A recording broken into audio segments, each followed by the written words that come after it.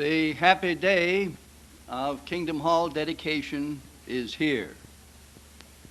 Now, we heard yesterday how diligently the brothers here in Kenosha worked hard, along with visiting brothers from neighboring congregations, to construct this beautiful structure, and that they were able to complete it just in time for this dedication weekend. And many of us who are visitors here certainly wish to commend the Kenosha brothers for having made such a generous contribution in building such a beautiful place for the assembling together to the praise of Jehovah. Do we agree to that?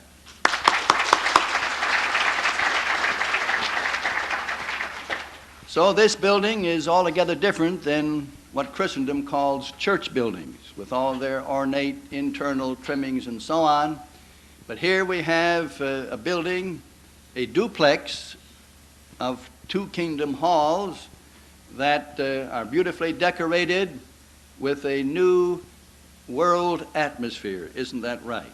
And not an atmosphere of Christendom with its many traditions. So we rejoice now that this morning of dedication has come. Now, this building is not going to be dedicated as church buildings of Christendom are dedicated.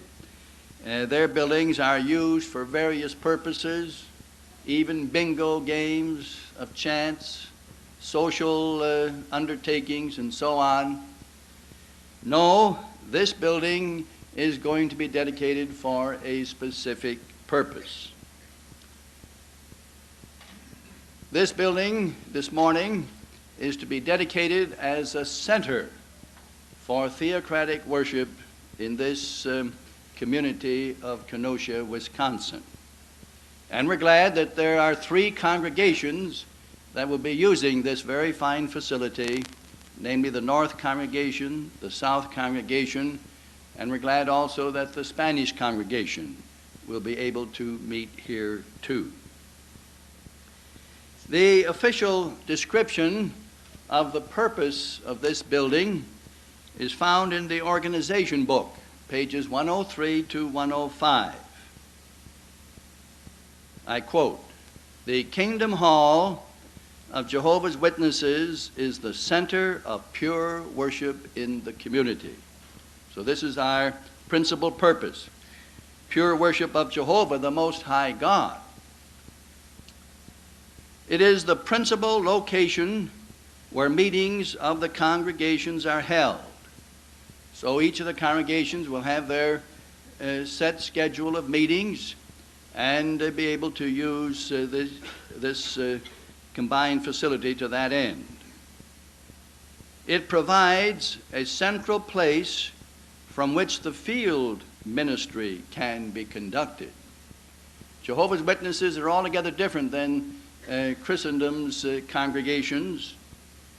We're a congregation of Christians that are active and let their light shine in the field service. So this building will also be used in connection with that.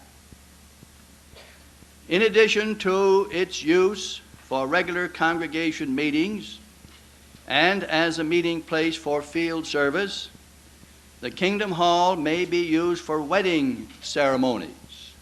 And no doubt the previous Kingdom Hall that you've had has been used for that in the past, and so it's proper to use this Kingdom Hall for that purpose. And for funeral services, memorial services, and other spiritual functions, such as the memorial. And no doubt this coming memorial you'll be able to flood out all your facility here for a happy memorial celebration. And notice that all these programs are conducted with the permission of the congregation's service committee.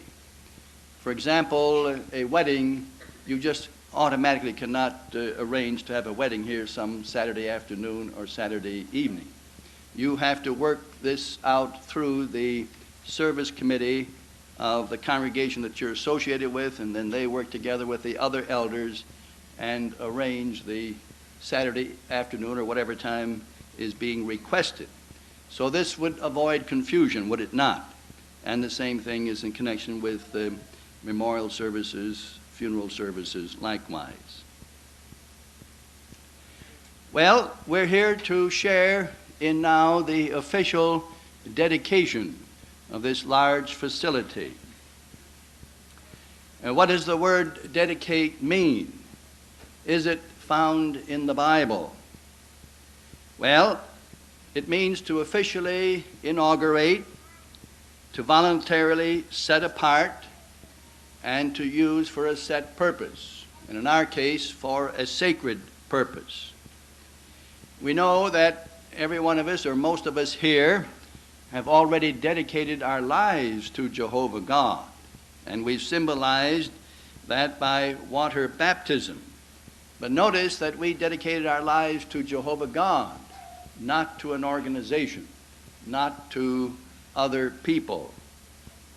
And so likewise, we dedicate our buildings, like the Bethel buildings, branch buildings, kingdom halls, assembly halls. And so these are officially inaugurated and dedicated to the Most High God, and not to an organization. We know that the Bible clearly mentions official dedications of buildings. What was the name of the building that was constructed in the wilderness of Sinai 9 months after the Israelites got into the wilderness, and after the Mount Sinai giving of the law covenants? Anyone remember, brother? The tabernacle.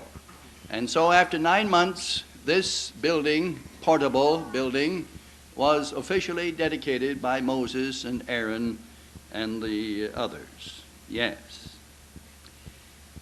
And then some 500 years later, what beautiful structure built on Mount Moriah in Jerusalem. Took 7.5 years to construct, and then that building was officially dedicated. What was the name of that? Yes, brother. Solomon's beautiful temple. And it is said that in its day it was possibly the most beautiful building ever constructed by man. Yes. Well, let's all turn to Exodus 39:30, where we have the word dedication used in connection with the tabernacle and the priesthood there. Exodus 39.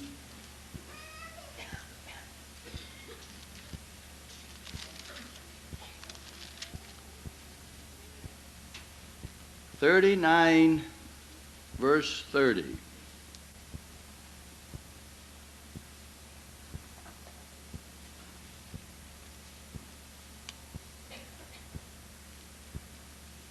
Finally, they made the shining plate, the holy sign of dedication, out of pure gold, and inscribed upon it an inscription with the engravings of a seal.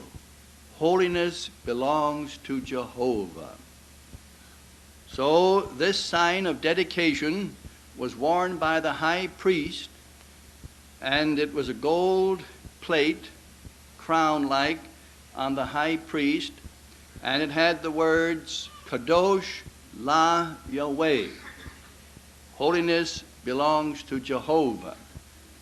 And if some of you have visited the St. Peter's Basilica in Rome, as you enter the main entrance and look to the right, you'll see a gigantic painting by Michelangelo, where the high priest of Israel is taller than a human, I mean the figure itself.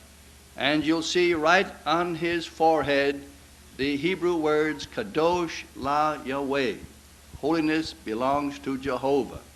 So the name Jehovah is right there in St. Peter's Basilica, where millions of people have seen it as they've come into the main entrance. And incidentally, by the high altar to the right is another statue of pure religion, where this figure of the woman of Revelation 12 also has on her forehead, Kadosh Yahweh.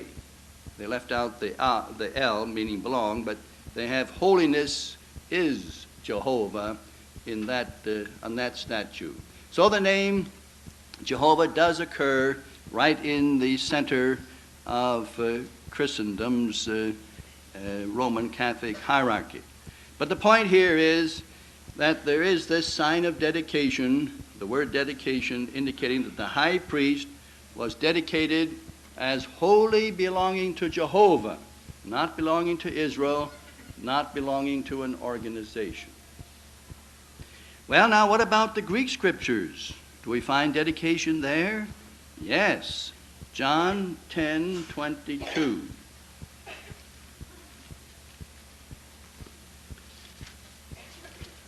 Now we've said that Solomon's temple was dedicated by King Solomon in a very wonderful ceremony and rejoicing for 2 weeks. And the high point of that dedication of that building was Solomon's prayer of dedication, where he prayed not only for Israel, but he prayed for all the strangers who might come to Jerusalem. Well, that temple later, because of unfaithfulness on the part of the Israelites, was destroyed, and a second temple was rebuilt in 516 BCE. And this later became defiled by the Greeks, who burned a pig upon the high altar, which is contrary to the law of Moses. And so this second temple had to be rededicated. And from 165 BC onward, every year the Jews celebrated the festival of dedication, referring to the dedication of the second temple. So now notice John 10:22-23. Did Jesus observe this festival of dedication? If so, then he tacitly approved of what had taken place, dedicating this building, rededicating it many years before. So now notice, at that time, the festival of dedication took place in Jerusalem. It was winter time. It's generally understood to be about December time. And Jesus was walking in the temple in the colonnade of Solomon. So there Jesus was at the time of this festival of dedication that involved the dedication of the second temple. So then we're met here to dedicate this beautiful Kingdom Hall that has been built and designed in a practical, functional way for Jehovah's people to use. Now, we sang about the temple, Song 48 this morning, where we referring to this building as a temple? Not at all. But this building is going to be used as an instrument by these local congregations with respect to Jehovah's great spiritual temple. So we do not call our buildings temples or church buildings. The Bible, ecclesia, does not refer to a building, but always refers to the people that use the building. And so the congregation is the important thing. The building is merely secondary as a comfortable place for the congregation to meet officially several times a week. So then this morning, in dedicating this hall, it's appropriate for us to consider the theme, showing full appreciation for Jehovah's temple. We're referring to the wonderful spiritual temple that the Bible speaks about. Well, let's see who's the designer and the builder. or the designer of this. So let's all turn to Hebrews 3, starting with verse 1.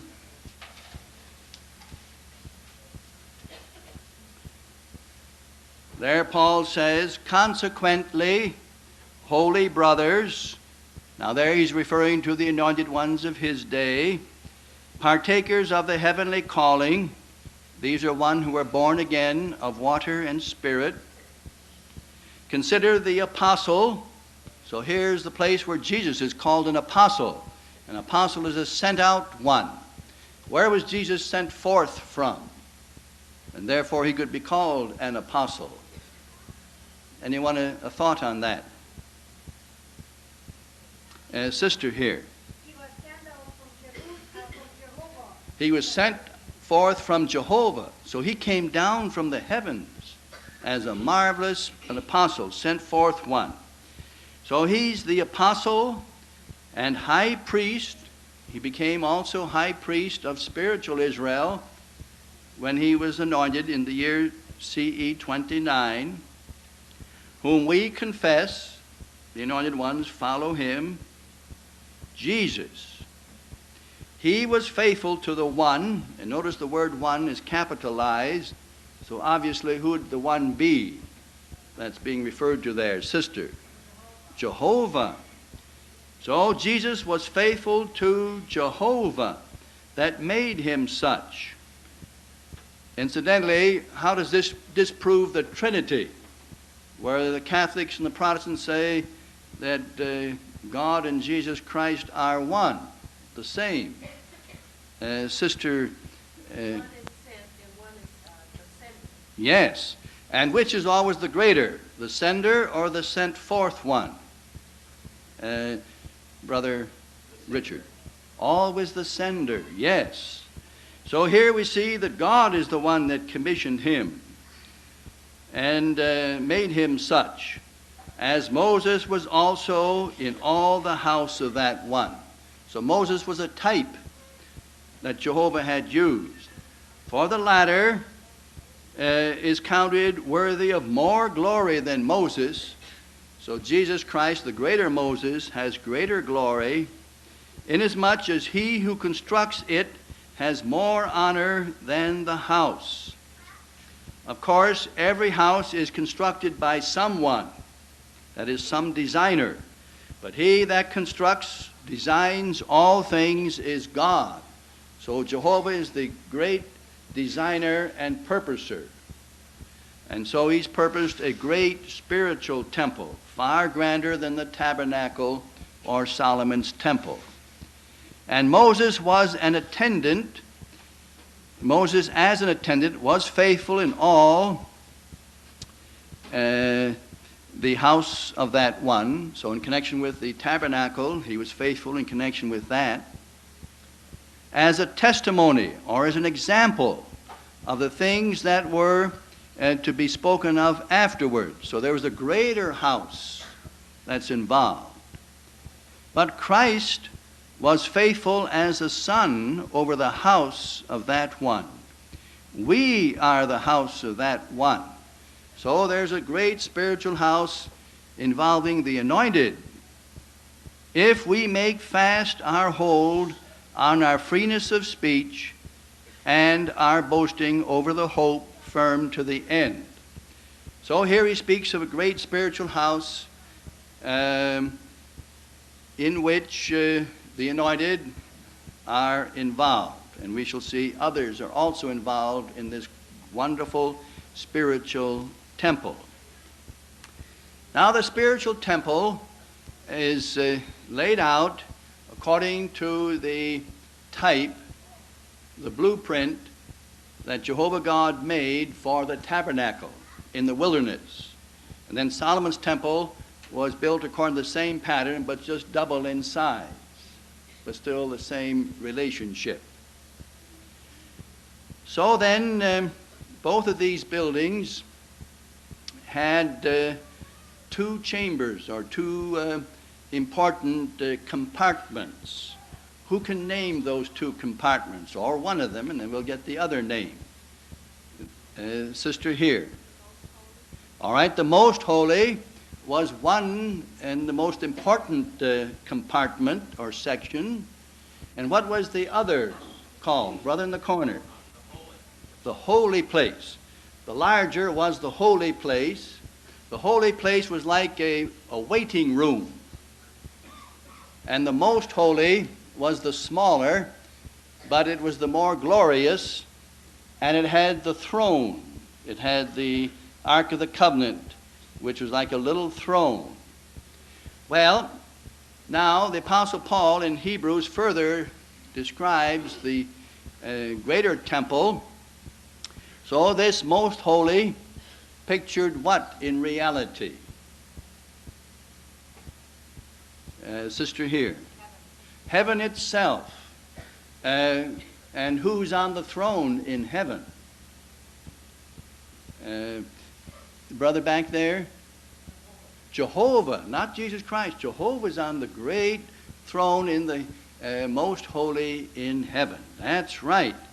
And so the holy place was like an official waiting room where the priests served and performed their services, and it was sort of waiting until the time when they could officially go into the very presence of the Most High. Actually, the high priest only went into the Most Holy how many times a year? Sister here. Only once a year. And he had to go through a curtain, a thick curtain, did he not, to pass through and to offer the atonement sacrifice only once a year. But in the greater temple, the curtain here pictures the flesh, first of Jesus Christ, the high priest. So now he served in the waiting room as one who's born of water and spirit, performing a wonderful waiting ministry in connection with the lampstand, which involved the beautiful enlightenment of truth, and the table of showbread, which involved spiritual food, and the little altar of incense that involved prayer. So Jesus, during his 3.5-year ministry, served in the waiting room every day, beautifully performing God's service here on the earth as his anointed high priest, anointed one. Well, then when did he finally go beyond the curtain and finally to be ushered into the most holy in heaven? How did that come to be? Brother here.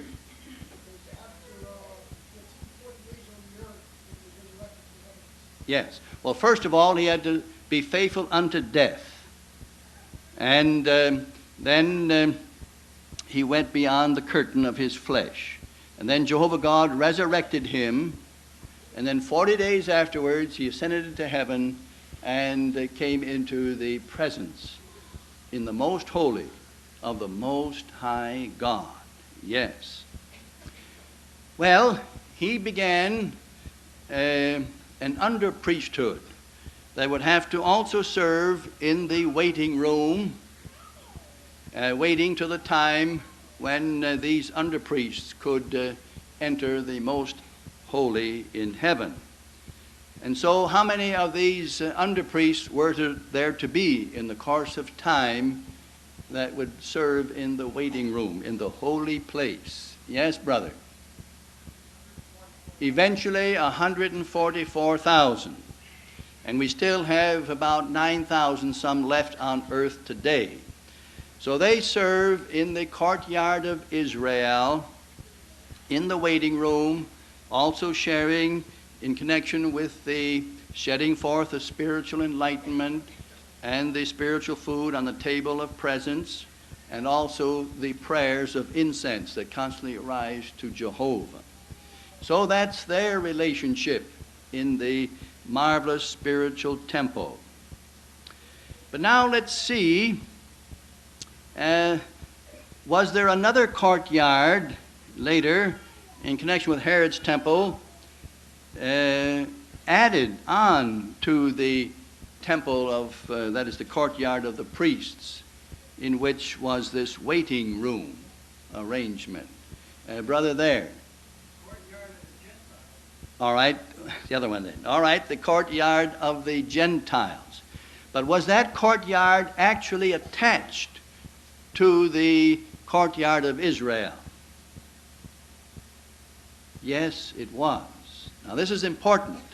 So in Jesus' day, there was this courtyard of the Gentiles that was actually added and was part of the temple. Well, now let's see, what did Jesus think of this courtyard of the Gentiles? Let's all take a look then at Mark 11.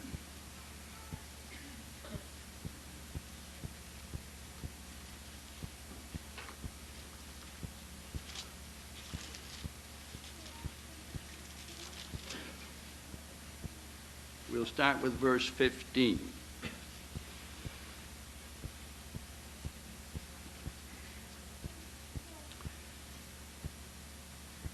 Mark 11:15. Now they, that would be Jesus and his disciples, came to Jerusalem. There he, Jesus, entered into the temple. And so the marvelous Herod's temple was a very large place with its various courtyards, as already described. He entered into the temple and started to throw out those selling and buying in the temple.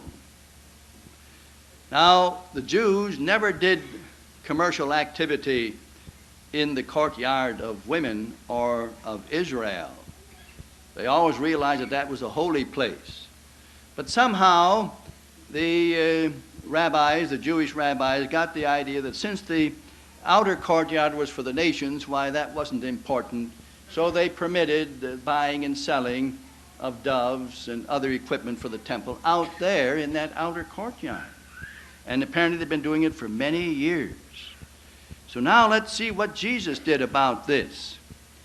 So he started to throw out those selling and buying in the temple. So this was in the outer courtyard area. And he overturned the tables of the money changers and the benches of those selling doves. And did this cause quite a furor? It certainly did. A lot of the people, the merchants, began to complain to the priests.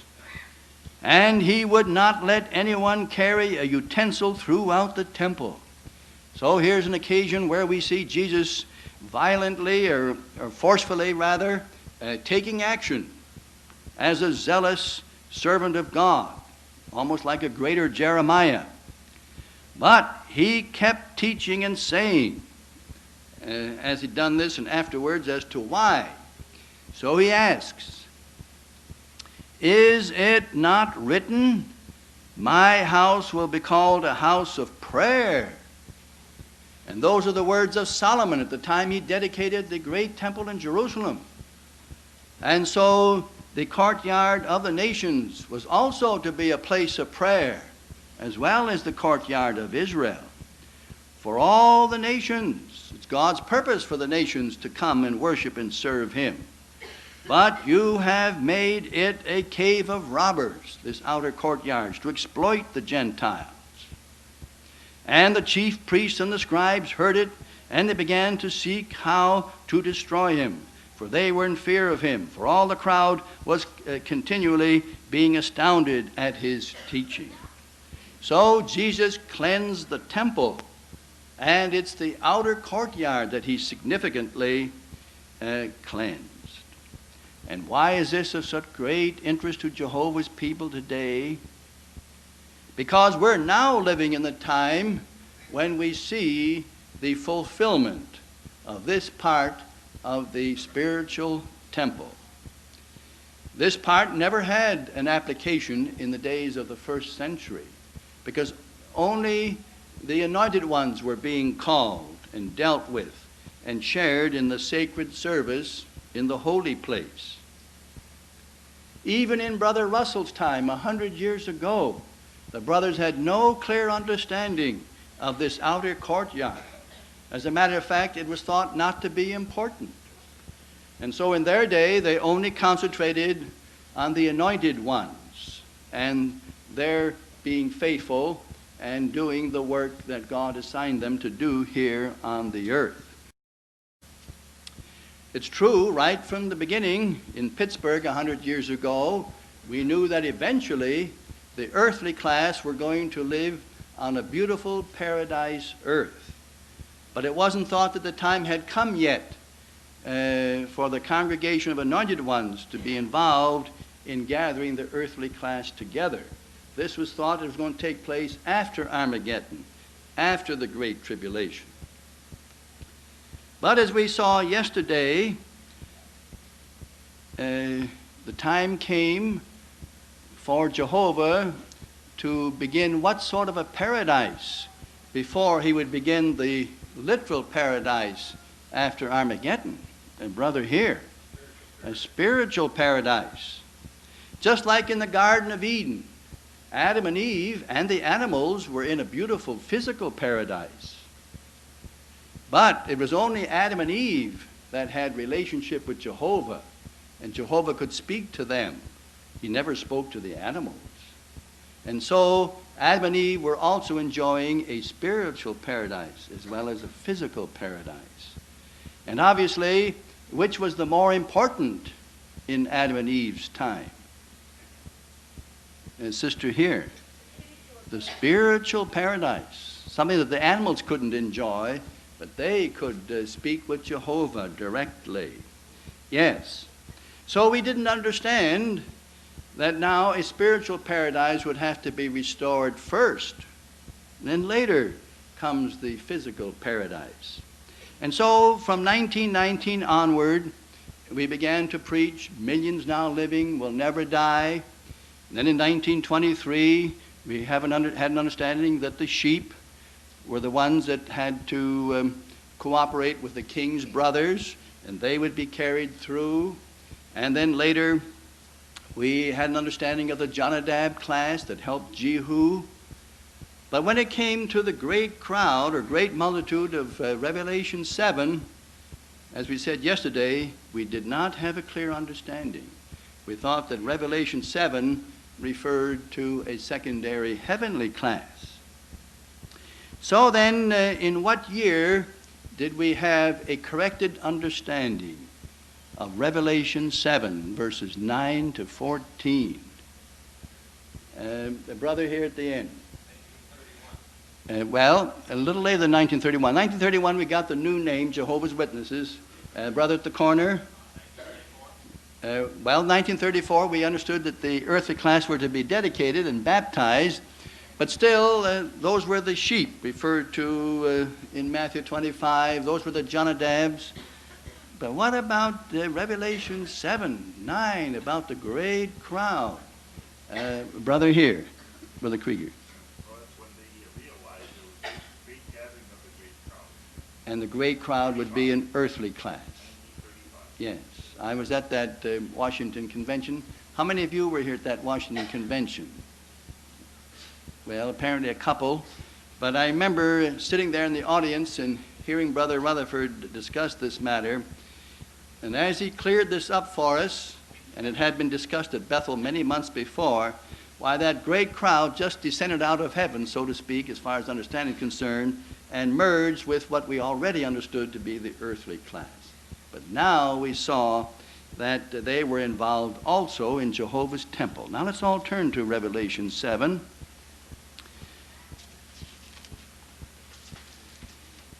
Now, the book of Revelation is written in tableau form. What is a tableau? It's a French word. Anyone know what a tableau is? Well, a tableau is a living, moving picture. Now, when you see a painting of a scenery that is painted by an artist, that painting is motionless. It stands still. But in a tableau, the picture is a moving picture, and it's only in modern times that we have motion pictures. But the book of Revelation presents 14 motion pictures. It's way ahead of the modern times. And so the tableau that we're talking about, it comprises Revelation 6th and 7th chapter. They form one living, moving picture of prophetic fulfillments that have to take place when Jesus Christ comes again and is present as king. So what point of time is that from which all these pictures have to be fulfilled in Revelation? When is the time of his coming, of his presence? Brother there. 1914. So all the tableaus of Revelation must have their fulfillment sometime after 1914 and sometime before the end of the 1,000 years. So the scope of Revelation is more than 1,000 years. Well, this tableau in Revelation that comprises Revelation 7, the time point is after Armageddon. And so when you read this, you must put yourself after Armageddon and look back.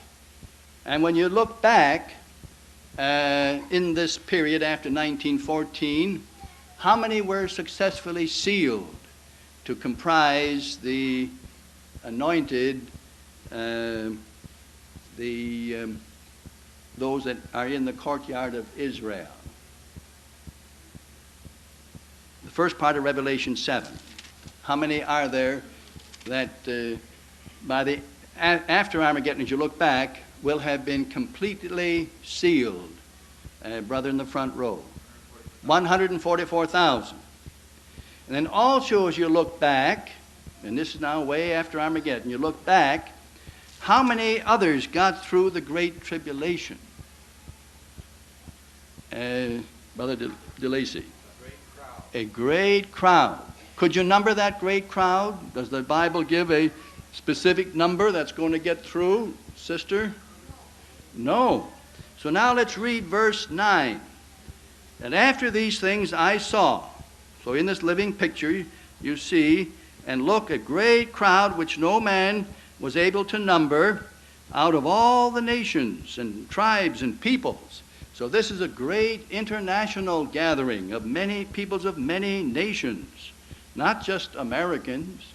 My, today there are Jehovah's people gathered from more than 200 countries before the throne. Now this is Jehovah's throne, the most holy. And before the Lamb. Obviously, who's the Lamb here? Brother, Christ Jesus in heaven, dressed in white robes, these of the great crowd. So that means before God, what is their official position? If you're wearing a white robe. Brother back there.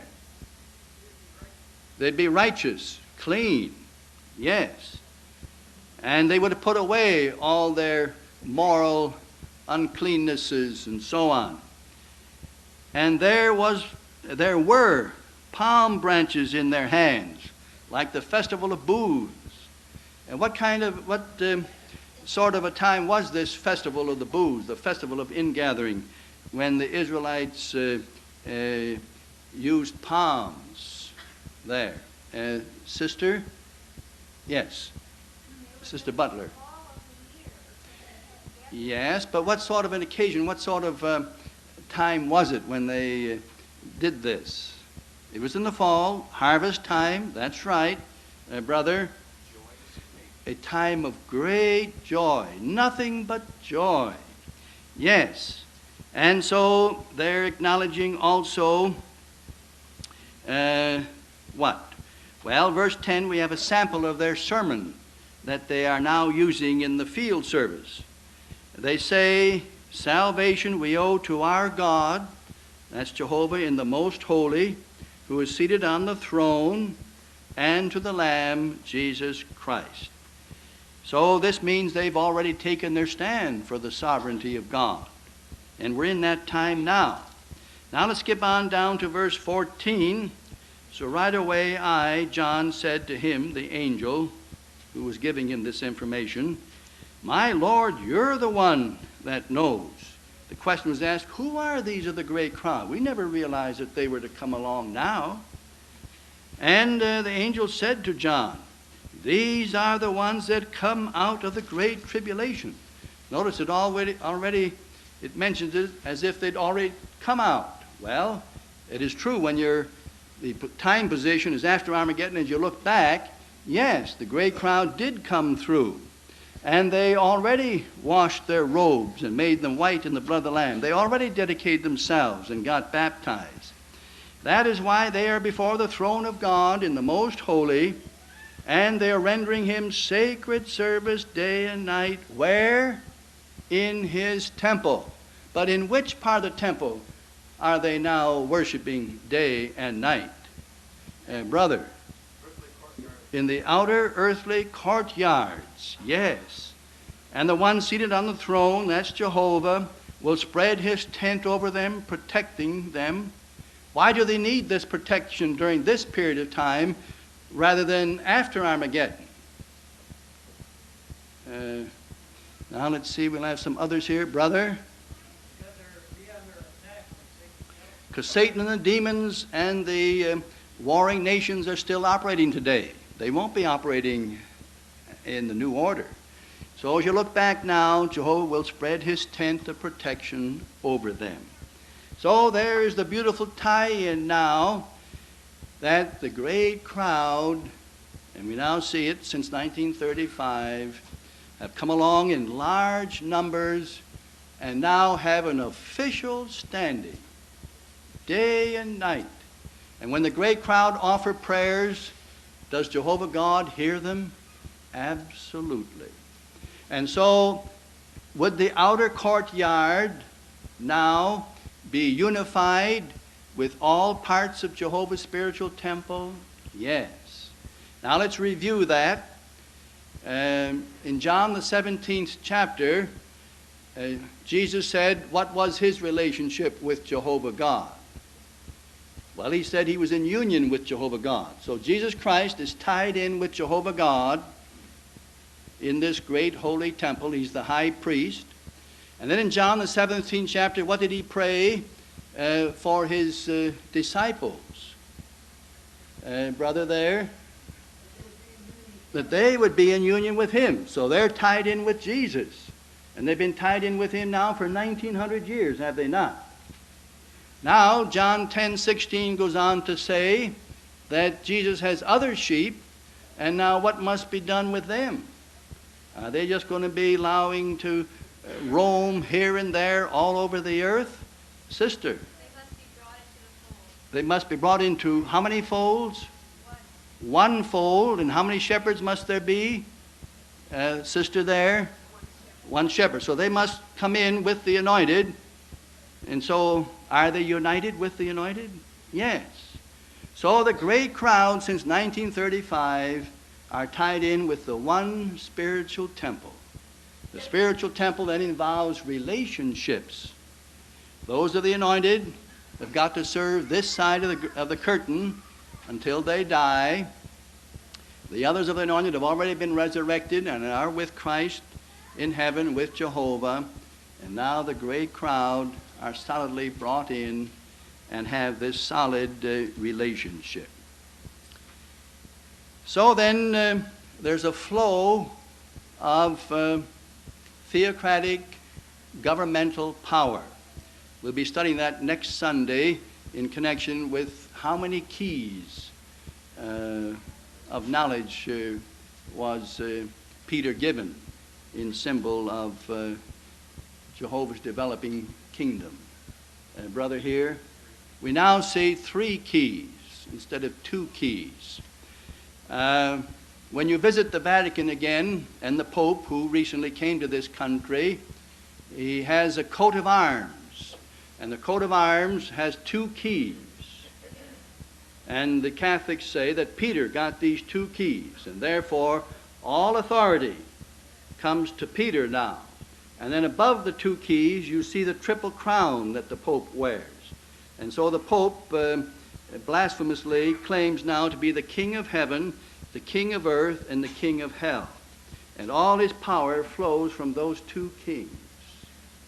or those two keys, excuse me. And now we're beginning to see there aren't two keys, there are three keys. So this knocks the foundation out of the incorrect understanding that the Catholics have had all these past 1,500 years. And then let's take a look at Matthew 16:19. We notice Matthew 16:18. Jesus is speaking to Peter.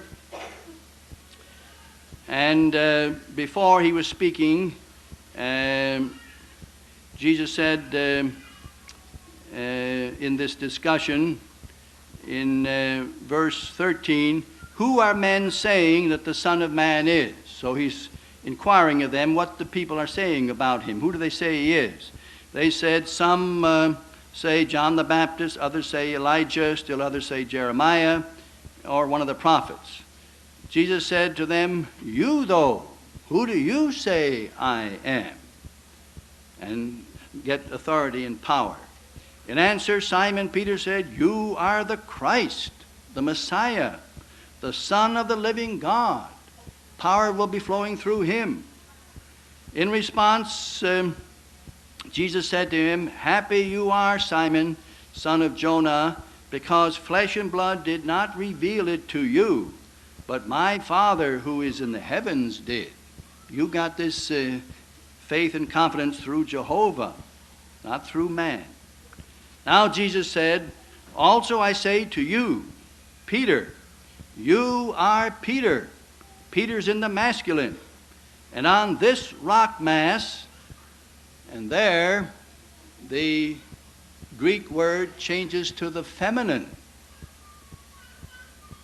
I was asked by two young men once, many years ago, to go with them to the Catholic priest to answer certain questions. And one of them was on this one, about the church being built on Peter. And the clergyman, I brought to his attention that there are two different individuals involved here, because in the Greek there's masculine and feminine. And the same thing is true in the Latin. Oh, the priest said, "That's a small matter. It's just a matter of grammar." He said, "It's just like the difference between Patrick and Patricia." Oh, I said, "That's the point.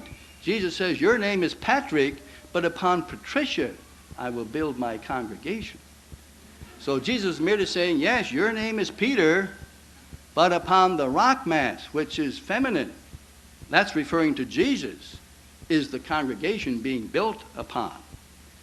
And so then verse 19, the Catholics further misunderstand purposely. "I will give you the keys of the kingdom." So they say that all power comes to Peter, now the first pope. And they say there are two keys of the heavens. "And whatever you bind on earth," they say, the Catholic translations says, "will be bound in heaven." So according to the Catholic view, where does action begin as to anything that needs to be fulfilled? Sister DeLacy? On earth. In other words, the Pope has so much power that whatever he binds, whatever he looses, what does heaven have to do? Sister? Heaven has to agree. So according to the blasphemous claim of the Catholic Church, power starts in Rome, and then heaven has to bow. But that's not what the Greek says. Greek says what we have here. Whatever you may bind on earth will be the thing bound in the heavens. Or other translations say already bound in heaven. And as in the 1950 translation, the footnote says already bound in heaven. So where must the action, the flow of authority in God's temple begin? Sister, it's got to begin in the heavens. And so when Jesus Christ in the heavens says Peter should do a certain thing, then Peter acts. But the Catholic Church says, no.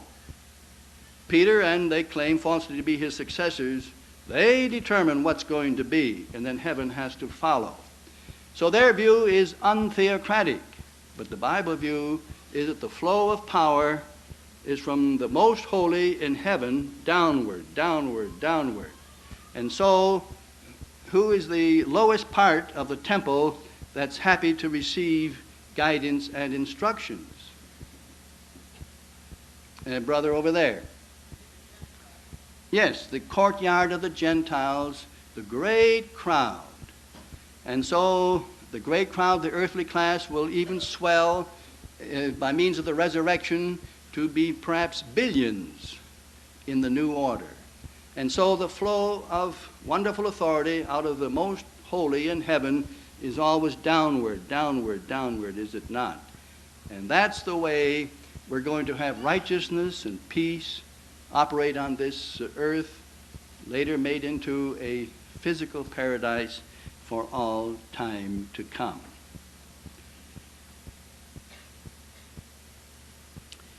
So then, we're living in modern, magnificent times of God, when wonderful things are taking place. And so this Kingdom Hall and the three congregations that use this Kingdom Hall are interested, and the elders who supervise are here to supervise under the flow of theocratic instructions to them, no democratic instructions. The elders don't decide what to do in basic matters and then tell Jesus Christ what to do. No, it's just the other way. And that's why the elders are going through the elder school, for further refreshing, to see how we wonderfully are privileged to cooperate with Christ Jesus and the faithful and discreet slave in supervising and doing this great witness work.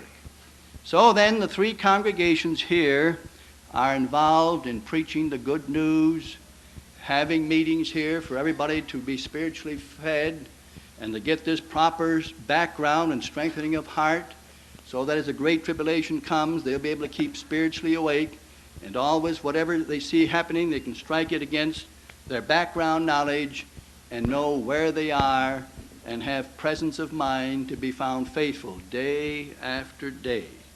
And that's the part of being secure in the outer courtyard. And Jehovah's tent is covering you and will be able to carry you right through the great tribulation.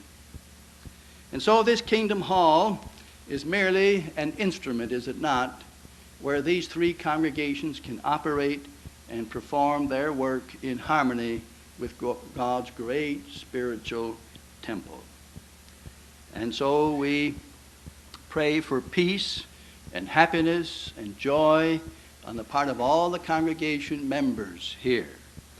And in their continuing the preaching work, and we know that during the past year you've been so busy, many of you, that your field service probably has gone down.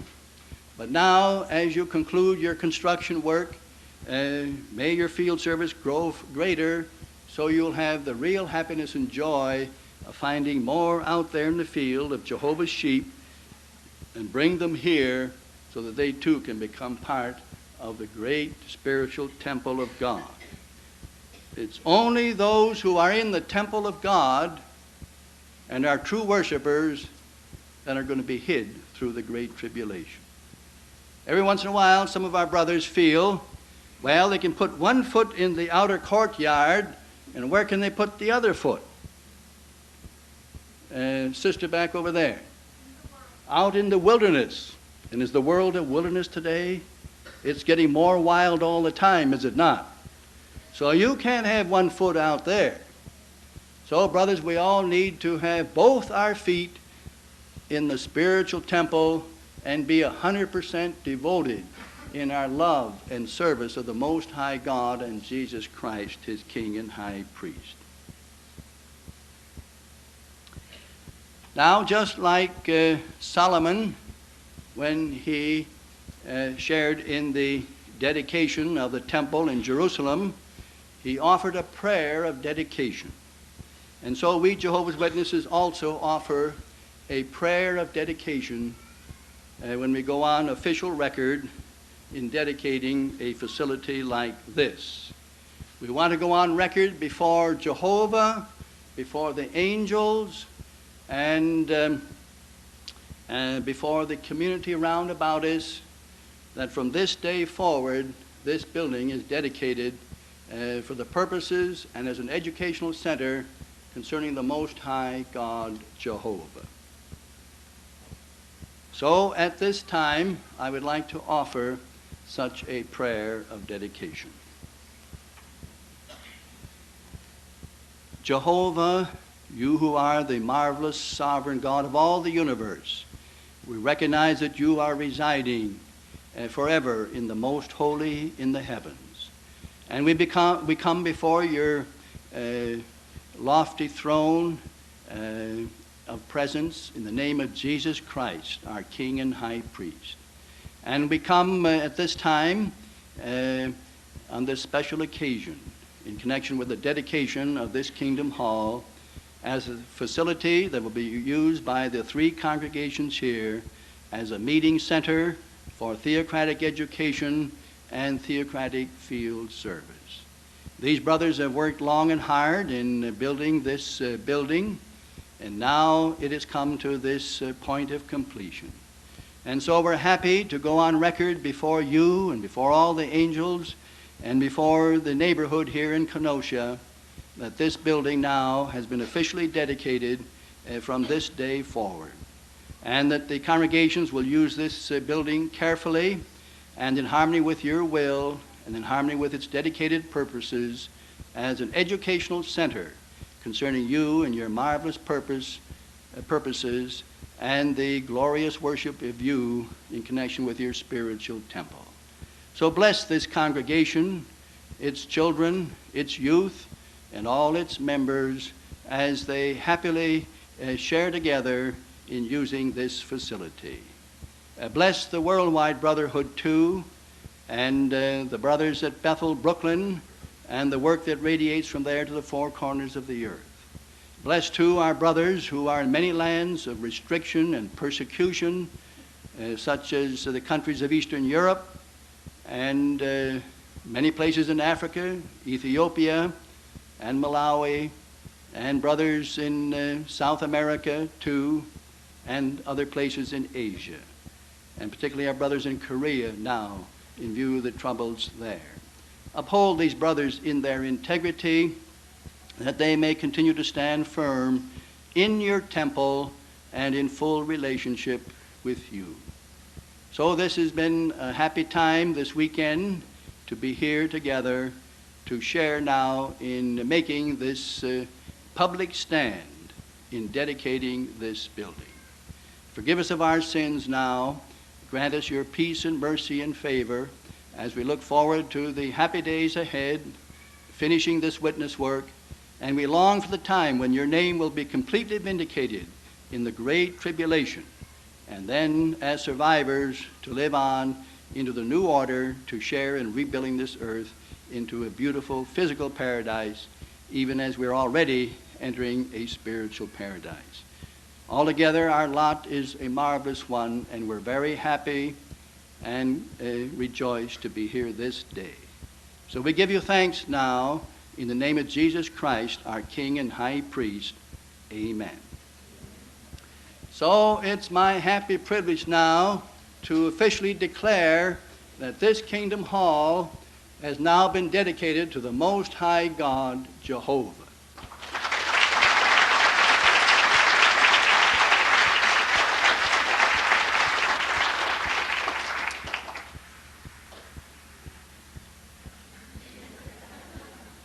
So we're glad that our brothers in the other hall also have applauded. Well, we're applauding the fact that this Kingdom Hall has been dedicated. That's the thing, yes. Well, now that this hall has been dedicated, we'd like to leave a few words with you, all of you. How are we going to show appreciation for this beautiful building? Now, everything's nice and new and shiny, and are we going to allow, like in many buildings in Christendom, to have a deterioration set in and it become a dark and gloomy place? Not at all. We want to take good care of this building, do we not? And so all of you want to share in keeping it nice and clean. And even the little ones, after the meeting's over with, if they see little pieces of paper around, pick them up. And let's keep the repair up to date too. Buildings, need to be cared for. And so you elders and the ministerial servants and others rejoice in the maintenance of this building. Well, now this building also has cost some money, and you brothers and sisters have contributed generously.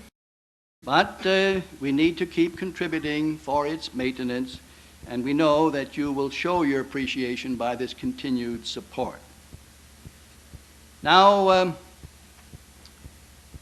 I don't know how you do it here, but out in New York, we keep the hall clean by one or so book study groups a week, choosing their time to come in and clean the hall.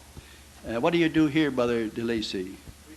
You have a similar arrangement, and I suppose being a duplex, will one take care of this hall and the other take care of the other hall? Yes. Well, that's an orderly way, and it's good for the elders to supervise that. And so when your turn comes to clean, don't be playing hooky, but be right here with the other members of your book study group and rejoice in your share. Remember, David said that he rejoiced just to be a doorkeeper in Jehovah's temple. And so we're glad to do this cleaning work. How else can you support this Kingdom Hall now and the congregations here besides the care, cleaning, and besides the financial contributions? Well, another way of support is by attending the meetings, being here every Sunday and whenever you have your meetings. And we all like to come a little early so we can visit with the brothers and sisters and then stay a little time afterwards also. These days, as slaves in the old world, we spend so much time with those who do not have a happy outlook. It's a pleasure to get away from secular ties, is it not? And to get here and have clean fellowship, happy fellowship with Jehovah's people. And also prepare to share in the discussions, the Watchtower study, and the other meetings. So that's all part of showing appreciation. So then in closing, Psalm 122:1 nicely states, I rejoiced when they were saying to me, to the house of Jehovah let us go. So this instrument is merely part of Jehovah's great spiritual temple arrangement, so we're happy to be here for the meetings and for the circuit and district assemblies too. And then David said, Psalm 27, one thing I've asked from Jehovah, it is what I shall look for, that I may dwell in the house of Jehovah, in our case his wonderful spiritual temple, all the days of my life. And you of the earthly class, you'll be dwelling in this temple arrangement now and for 1,000 years to come. And as David said, all the days of my life, to behold the pleasantness of Jehovah, and to look for and to look with appreciation upon his temple. Thank you.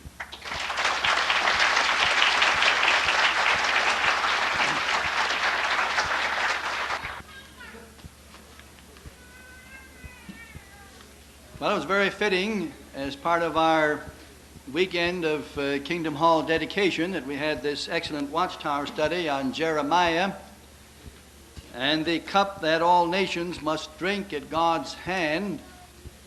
And the brothers brought to our attention that the shepherds that are mentioned here in Jeremiah are not religious shepherds, but are the rulers, the princes of this world. And it's rather interesting here on page 21, where we have Jehovah, or Christ Jesus, his instrument, holding out this cup of bitter wine, and it's the rulers of the nations that are having to drink it. And you'll notice there on page 21, while the major drinking of the cup that will bring reeling and drunkenness to the rulers. They'll act like crazy. Begins yet in the near future. Still, like this picture indicates, there were some of the Gentile rulers that drank this during World War I. And we see that first one there, so overcome as a ruler, he loses the crown, does he not? And what great ruler lost his crown in 1917 after World I began? Any one of our older brothers remember that? Sister Butler? Tsar of Russia, Nicholas. And he was very crazy, so to speak, in the last few days of his reign. Didn't know what was really going on. And his advisor was Rasputin, the Catholic monk. So he lost his crown. And then there we see some more kings of Europe with a wreath like the Greeks have. And his turn has come, and some of them lost their rulership. And then who's that one with the helmet with that peak there? Brother? Yeah, you're the one in the front. That's Kaiser Wilhelm. And he lost his crown, did he not, in 1918. And then there's his cousin alongside of him. And who's that? The brother in the front. Well, King Henry VIII is dead. Now this, well, of course, this fellow's dead too. But remember, this begins after 1914, after the times of the nations. Yes? That's the King of England, King George V. It has the British official crown hat, and he was the cousin of Wilhelm. And of course, the British are still operating to some extent, and then we have behind him some Asiatic rulers and so on. So they're all taking their turn, and but the great turn will be coming yet in the near future. Ruler after ruler will have to be drinking, and their rulership will be terminating and coming to an end. Well, while we are in these further shaking days, Haggai 2:7, the nations are being rocked one right after another, like Somoza in Nicaragua a few weeks ago, and he had to leave the country, but he left with a few millions, didn't he? And then the Shah of Persia was rocked off his throne, when was that, February? And what did he escape with? Well, some estimate, yes, brother? Well, I think millions is small pickings in his case, brother. They say 21 billion. It's staggering. So these rulers try to get away with it, do they not? Well, Jehovah's Witnesses, in the meantime, have a tremendous global work to do. And no matter where we are in Jehovah's Vineyard, you folks are here in Kenosha, Wisconsin, and you have a wonderful work to do. The house-to-house ministry is picking up all over the earth. As I said last night, our Bible studies are now on the increase, our return visits. All this shows that Jehovah is invigorating his people for further service.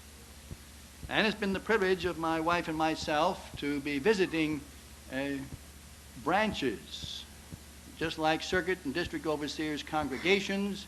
Members of the governing body visit branch organizations. Every year we're sent into various places.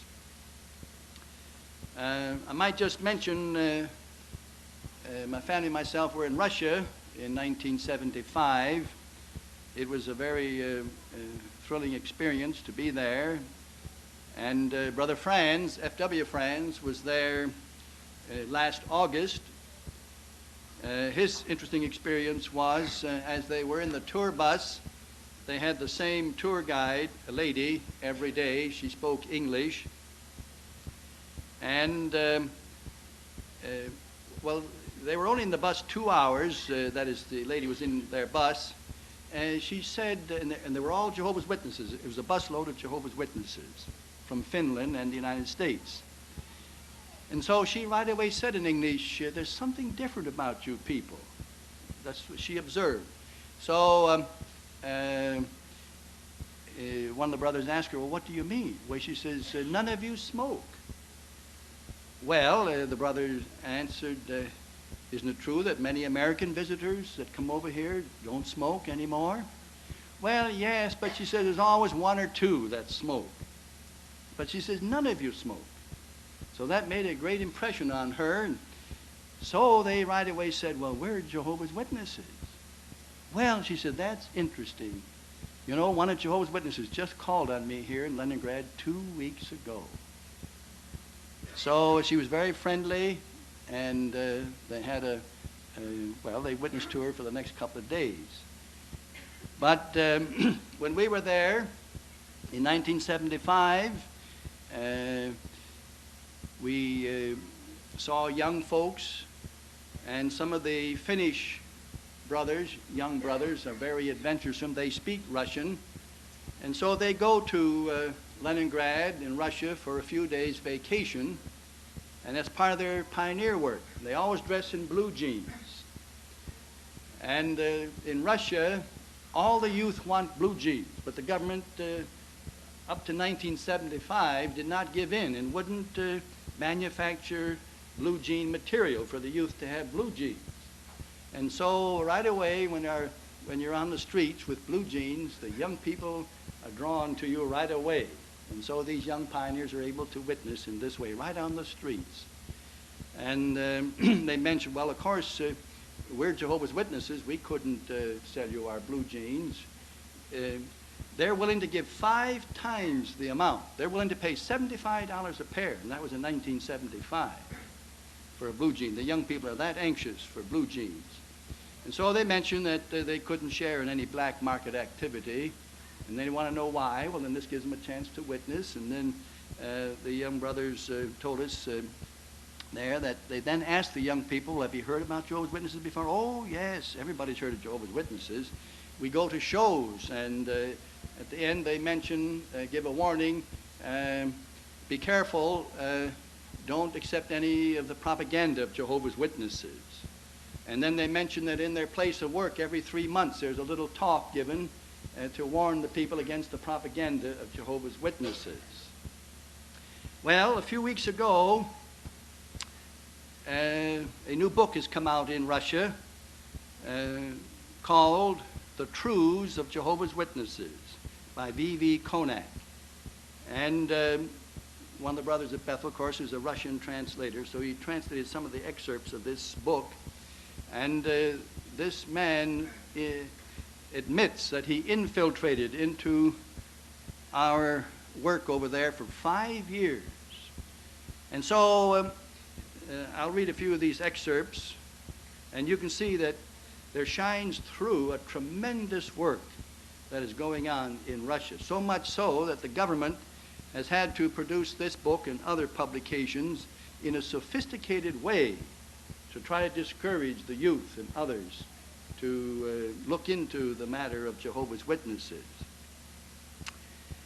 Now remember, this is in the language, a translation from the Soviet Union. In our country, their missionary endeavors are through, quote, informal witnessing, end of quote. Now you'll notice throughout here the updated terminology that they use. Through informal witnessing at places of work, in the field, going to work. They get new ones to join them when they go to do seasonal work in other territories. Their literature is illegal in our country and is given only to those who are really interested. No one knows where the literature comes from. They also give public talks in our country, most frequently at funerals and weddings. For instance, in 1973, in the village of Krasnaya, there was a marriage of 2 members of their organization, attended by around 500 people. And another one we heard of is over 2,000. 6 preachers gave talks to them, And their speeches were translated through loudspeakers, or transmitted through loudspeakers, so they have their own public address equipment like we do. Then a drama was put on to show how Jehovah's Witnesses carry on conversations with people of other religions and atheists.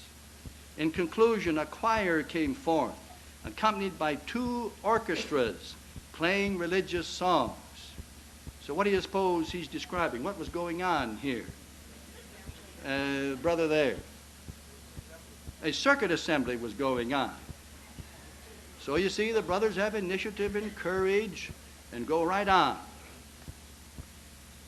In the USSR, the missionaries, referring to us as publishers, are in 2 categories, regular and irregular. So apparently there's some irregular publishers there, like in this country, although we're encouraging everybody to be out in the service every month. The preachers have their eye on those people in our country who are undergoing hard circumstances. In the churches and the cemeteries, the missionaries of the Witnesses talk to the ones who are crying for their dead relatives. They comfort them and try to build up hope in the resurrection. The Witnesses also go to people who have material difficulties. They also helped in building a home for one woman who had lost her husband. What a tremendous witness that must have been in that whole area, to have a house built for a woman who lost her husband in death. The Witnesses state that the message of the kingdom is the only hope, and joining the organization is the panacea for all vices and for overcoming crime. The Witnesses are always reminded that they are slaves of Jehovah, not living for self, and they must devote themselves to spreading their religion 24 hours a day. They do so even during their vacation periods. They are encouraged to witness by means of the telephone and letters. Does that sound almost like witnessing in this country? Yes, but they specialize on informal witnessing. One of the main principles of the atheistic education, now this is on the part of the USSR government, is to have a considerate and kind relationship with the witnesses, eliminating things that may hurt their religious feelings. To promote this contact with them, it is important to watch the small things. Now they're trying to give counsel to the people of the Soviet Union. Like the name of their organization, to call them Jehovists is an insult. And that's true. Since Stalin's time, they've called the brothers Jehovists, meaning Jehovites. And this is an insult. We're not Jehovah. And there are sometimes people like that ignorantly call us Jehovah's, do they not, in this country? So this man is telling the Russians to be careful. Don't call them Jehovists. And then some call them a sect. Although unfortunately this is not always taken into consideration in our propaganda. The organization of Jehovah's Witnesses have been in existence for 100 years. So they're admitting we've been longer in operation than they have. They've only been operating since 1917. And has differences in teachings from other Christian religions. In this connection, therefore, it would be more logical to call them a church and not a sect. We also have movies, atheistic films, showing how Jehovah's Witnesses are wrong, such as the Kaza film put out a film called Under the Cover of Religion, end of quote. The film studio in Moldavia, the Belarus film, put out a film called The First and the Second Life. Another, Captives of the Watchtower. The Odessa Film Studio organized a series of TV programs entitled Atheistic Dialogues, where they tried to overcome the teachings of the Bible as championed by Jehovah's Witnesses. So these are just a few glimpses. And notice we don't quote from the society, but we quote from their publications. we want to give our brothers every protection there. But you can see that there's a wonderful work that they are doing. Well, a year ago, that is last October, 78, my wife and I were in Iran. The whole country was under martial law. The Shah had not as yet fallen in the revolution, but we visited the branch there. They have a beautiful, fine building up near the university in the finer part of the city of Tehran. It's one of the few branches that has a swimming pool. But, of course, they say that the swimming pool is only used for immersion purposes, but we notice that some of the brothers use it other times too. But it's a very delightful place. And I was able to speak to the brothers there in Tehran. We have 2 missionary homes there. And then we went from house to house witnessing. It was very interesting there. I didn't realize until a further examination, really, how many times the word Persia is used in the Bible. Do you know that Persia, the land of Persia, which is Iran, is referred to in 7 books of the Bible? Some of the major prophecies that we have in the scriptures, for instance, Daniel, the 7th chapter, the enthronement of Jesus Christ in heaven, that was given in Persia to Daniel while he was there. Well, when we were there, we wanted to go to the various archaeological places like Persepolis, where the great palace, the ruins are there, and then Ecbatana, where Daniel was and where the tomb of Daniel is, and so on. But because of the unrest in the country, we weren't able to get out of the city of Tehran for any sightseeing. But in the house-to-house work then, in the Persian language, the word Pardis was used. Now, what is Pardis? Well, when you study the word paradise, both in the Hebrew and the English, you'll find that the word paradise comes from the Persian. It's not a Hebrew word. The Persians have a more beautiful conception of beautiful things and a garden than do any other people. And so their conception of paradise involves a multitude of color. We saw the peacock throne made up of 32,000 colorful gems, diamonds and everything else. And they have the greatest collection of jewels that's collected together on this earth. We saw the whole collection there in the basement of the government bank. So you can talk to the people about Pardis. Even in the Quran, the word Pardis is used several times. Also in the Zend-Avesta, which is the religious book of the ancient Persians. And so this way you can get into a discussion of the people. And of course now more than ever, with all the troubles they've had, they're interested in paradise. What information is there available on paradise? So we went from house to house, and of course I couldn't speak Persian. That is the modern Persian, the Farsi as it's called, but I was with one of the pioneers, and he was able to interpret for me. So it's very interesting to preach to the people there and to get into their homes. Now, after the revolution in February, we thought for sure, since Khomeini is such a strong Muslim religious leader, that Jehovah's Witnesses wouldn't just be able to continue at all. But the government's given us permits for our public meetings and circuit assemblies. The brothers just keep asking, and they always get a yes and yes. And so the branch committee, of all things, thought they would ask for 4 more missionaries. Imagine that. They already have quite a few in the country. So last May, they put through a request for 4 more missionaries to be sent into the country, Christian missionaries in a Muslim country. And the brothers were happy and surprised. The government said yes. And we were astounded in Brooklyn, sending 4 missionaries right into Iran. And so we had a missionary class in session, and so we got 4 that were willing to go, 2 from Germany and 2 from Sweden.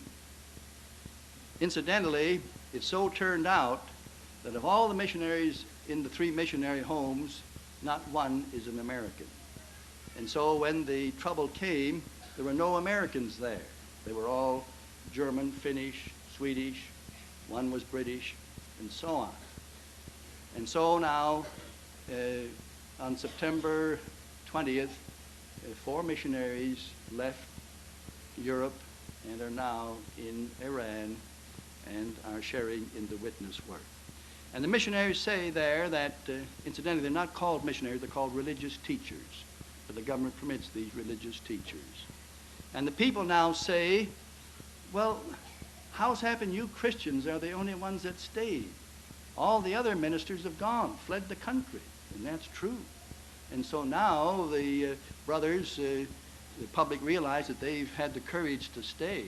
And so this is enabling them to get more studies. Well, from Iran, last October, we went on to, a year ago, October, we went on to India. It's my first time in India, my wife as well. And that's a world in itself. We were there for 8 days. And we went to Agra, the holy city of the Hindus. 1 million people, not one Jehovah's Witness in the whole city. It is about the lowest level of city life in all India. The people live only a bare existence. Little children that we saw there, and incidentally the conditions were so terrible that had my wife not take any pictures of what we saw.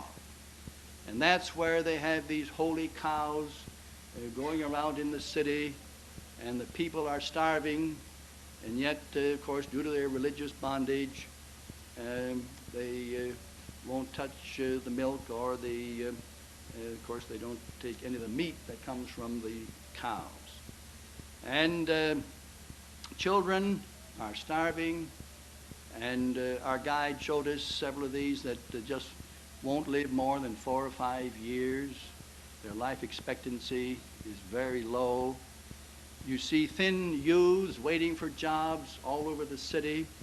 Other men are taking the jobs of horses. They have teams of men that pull wagons full of steel beams, heavy. Yet these men have to exert themselves almost like horses. And so in the midst of this vast sea of mankind, untouchables, living a bare existence, you find the center section is the large estate where the Taj Mahal is located. The Taj Mahal is now said to be the most beautiful building in all the earth today. It's 400 years old. It's a solid marble structure up about, with its towers 100 feet high, all engraved in gold. The whole Quran and other works are all engraved into the marble. So it is indeed an imposing sight. But that is in the midst of this holy city. And there you have the contrast between the ultra-rich and the absolute poverty of the masses. Well, from there we went to Bombay for the convention. This was the first convention of Jehovah's Witnesses in India that was conducted in an air-conditioned hall. Now, we take air conditioning for granted, but in India, where it gets very hot and humid, it was a delight. We had nearly 5,000 there. Incidentally, they have about 5,000 publishers in this country of 600 million. We would consider this very small, but we're glad to see there's an upturn of interest and young people coming in. The sisters in India dress very colorfully with their saris. And the sisters in India, like when they would come with 6 saris, a different colorful sari for each day of the convention. And so the whole convention, and since it was air-conditioned, the sisters in their beautiful saris were kept fresh for the whole convention, morning and afternoons. And what a beautiful sight to see the whole audience like flowers, you might say, with sisters in their changing saris from day to day. We had, the brothers in India have had great weather problems. In Calcutta, they've had the worst floods in 100 years. The brothers had arranged for a special train to go from Calcutta, 1,500 miles, to Bombay for the convention, and they got there Sunday afternoon for the train, and they were notified it was canceled. And so they were dejected and disappointed. Well, a sister stayed behind, and the brothers went home, the elders and the others, and she stayed around the counter.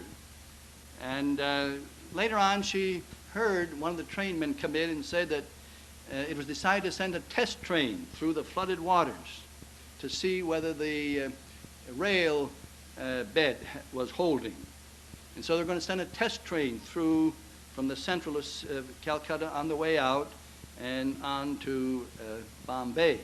So the sister spoke up and said, well, can any passengers go on that train? Well, yes, but nobody wants to go on a test train. They may get swept away. So, we Jehovah's Witnesses wouldn't mind. Well, they said, if you want to get in touch with your people, if they want to go on the train, it's leaving Monday morning. So she got in touch with the elders, and they got in touch with everyone. And so the brothers were all there Monday morning, and they got on the train after all. And to their happy surprise, now, my wife and I have been on some of these Indian trains. They're so full and jammed, even greater than the New York subways. The people are hanging out of the windows.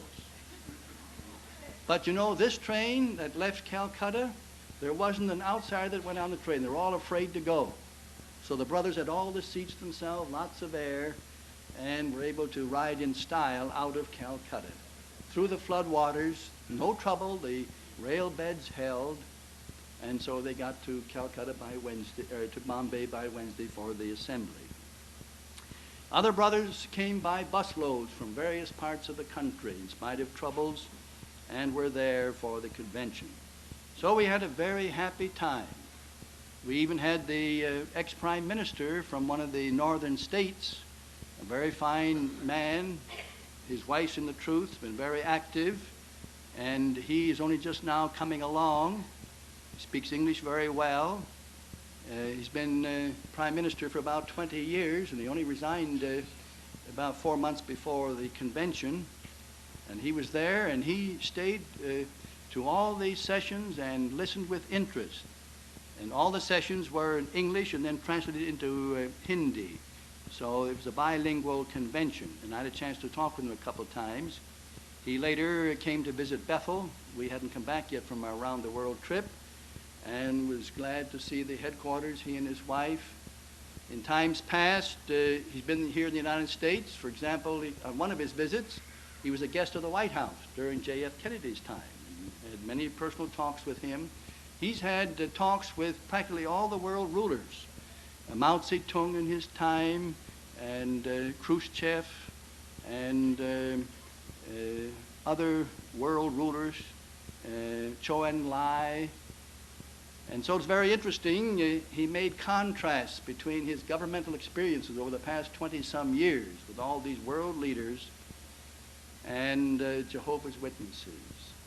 And brothers, here are a few honest so-called shepherds that are now waking up and see that the old order, with all its forms of government, are heading for disaster.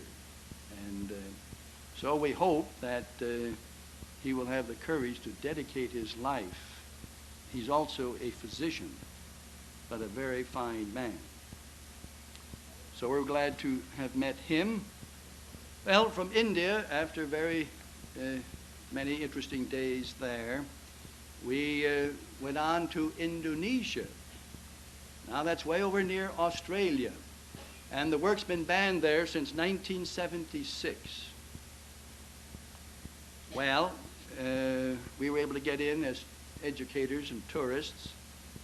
And We spent nearly a week there with the brothers in the branch. We also went from house to house like we did in India and Iran. But you can only use the Bible. You can't use the Society's publication. So it's like in Russia. And they can have no meetings in their kingdom halls. They've all been padlocked since '76. But like in Russia, they take advantage of funerals, marriages, receptions, anniversaries. And so a young couple, well, first of all, there were two couples that were celebrating their 25th anniversary, wedding anniversary. So they take advantage of every little celebration. And this was in the big city of Maidan, about 1,000 miles from Jakarta. So we flew up there, and they engaged a large hall, and 600 had come out. Filled the hall. We had the two couples up there all dressed up, celebrating their 25th wedding anniversary. And then myself and the interpreter were over here, and I was able to talk for 2 hours. And then after it was over with, being a wedding reception, a prayer was given, and then I stood alongside the couples, and then all the 600 came up and shook hands with us, and then they served Pepsi-Cola and sandwiches, and that was the reception. Well, the next night in Jakarta, which is the largest city, over 1 million, they had a wedding reception for two young couples that had been married the week before. So this was their second wedding reception. And they had, I think, one of the most beautiful halls I've ever spoken in. It was all beautifully white and golden chairs, something like yours. And you could only get in by ticket, and you had to be baptized. They couldn't, there are so many congregations in the city, they couldn't bring them all in. But they filled every seat, 1,240. So again, the two young couples were up there with all their beautiful wedding attire, the bride and the bridegroom. And I stood over here with my interpreter and spoke for 2 hours. And the audience were all beautifully dressed, many young folks, beaming faces, with their Bibles, examining the points that you would make. And then afterwards, my wife and I again had to stand to shake hands for an hour with 1,240. And there again, they served Pepsi-Cola and sandwiches afterwards. So it was a 3-hour program. But a great delight to see these folks, and they're thriving in their underground work. Well, then we went to Singapore next, another country, also banned since 1972. And here there are mostly Chinese brothers. Incidentally, we have one of these Chinese brothers, branch committee member in the current school at Bethel now, the branch school. And again, I was able to talk underground, and so they had what they called beach parties out on the beaches, and they would rent these large colonial homes from the colonial days, and they rented 3 of these, and so they would gather in about 125 to 150 in each home, and I would speak from one place to another. And the folks wouldn't sit in seats like you do here, but they all sat on the floor. And so I was able to speak to these groups of about 150 each in that way. And most of these, as I say, were Chinese, been the truth for quite a few years. Many are pioneers, young folks, keen of mind, interested in the Bible. They asked many questions and was able to help them. And then we went in the witness work with them, my wife and I. Again, underground, you could only use the Bible. And so when we approached the house, we would say, Cho San. So Cho San in Chinese means good day. And then you wait for their reaction. Now, about 60% of the people can speak English. So if they reply in English, well, then we just go ahead and speak English in witnessing. But if they reply in Chinese, then the brother or sister that's with you has to help you to speak to the householders. So it was a very interesting experience, and we found quite a few young people that were willing to listen. Well, from Singapore, we went up to Malaysia, had a wonderful time there, and again, it's largely young folks, the Malay people, beautiful young men and women as pioneers, and it was faith strengthening to see the zeal of our brothers in that country. And they were just on their way to Thailand, because Thailand was the next great international convention. And we were also on our way, but they were on their way by special train, 10 o'clock that night. So they enjoyed the meeting, but they were all anxious to get on that train, and we would see them a couple of days later up in Thailand. Well, we had some other calls to make in Penang. Then we got up to Thailand, Bangkok. Now, Thailand is sort of an oasis out in the Far East. The country is fairly stable, lots of freedom. The brothers are growing and increasing there. And so we had an international convention, and again, for the first time, we had an air-conditioned hall. And so the native brothers were there with their beautiful colored costumes. And you know, in Thailand, they dress in silk that would cost a fortune here. And in their beautiful colors, red and yellow and so on. And so it was a happy privilege to be here with the Thai brothers. Now, they did have an international assembly in 1973, and in the previous assemblies, that is international assemblies, they always had brothers from Vietnam that would come down, Cambodia. Only one sister did we meet from Cambodia, the others couldn't come. Laos, the Laotian brothers, many of them have fled from Laos, but they've been captured in a big camp of about 30,000 in Thailand. And only one sister was allowed to come out of that camp, where there's a congregation of 40, and she came down because her husband was Laos, but she was Thai. And so she came down to represent all these brothers at the International Convention. And then there are still 3 active congregations in Laos today under the communist type of government. So they were sad that none of these brothers from all that area that have been restrained since the American pullout in 1975. When the American Army pulled out of Vietnam, of course, that trapped all the brothers in these areas. But now, are they faithful in their service? Well, this letter was read at the Thailand Convention, Bangkok. And this letter was sent by a sister who was a pioneer prior to 1975. And we're glad to see that 120 are still busy in Vietnam. And now here's what she writes. And remember, Vietnam speaks French. And here she's trying to write English to the English Assembly in Thailand. That is, the assembly in Thailand was English and Thai. We had 2 languages there. Now here's what this pioneer sister writes from Saigon, or Ho Chi Minh City, as it's now called. I am fine with my life here. Everything is all right. I study B with a woman. Now, what do you suppose that B is? Obviously, Bible. So she has to be very careful how she writes. When she studies chapter 3, now she doesn't say any more, but she means chapter 3 of the Truth Book, this lady, she threw away the Buddhist idols in her house. She changed her life very much and started to go sowing. Now, what do you suppose she means there? Witnessing from house to house, sowing seed. Nothing makes me so happy than that. 2 weeks ago, I met a Protestant group, and they asked me to study the B with them. Do you know that? How do I feel? I was so happy that I was singing while I rode on my bike on the road home. It's a gift from my Father for me. He knows my need.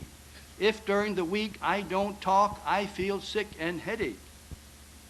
I ask him always if Har is coming near. What is Har? Harmageddon. There are many troubles around. That day has to come. I often dream about the new order. It's a wonderful dream. Surely it will come true in the future. I always ask J-H-Y. What does she mean by that? Jehovah.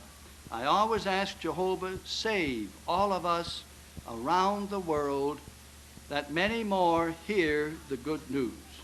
Do you agree with me? That ends her letter. Isn't that a fine letter of faith?